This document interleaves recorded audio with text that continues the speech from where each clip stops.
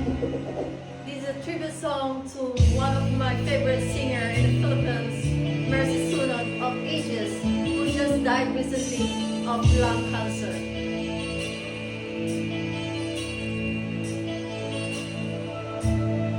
Akala ko ikaw ay akin, totoo sa aking paningin, ngunit nang ikaw ay yakapin, naglalako sa dilim.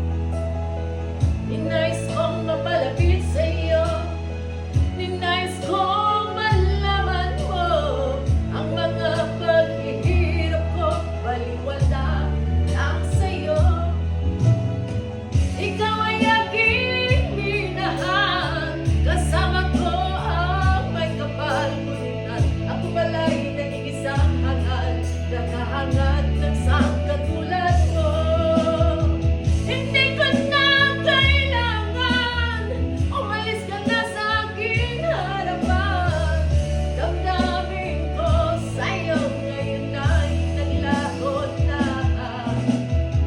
At ito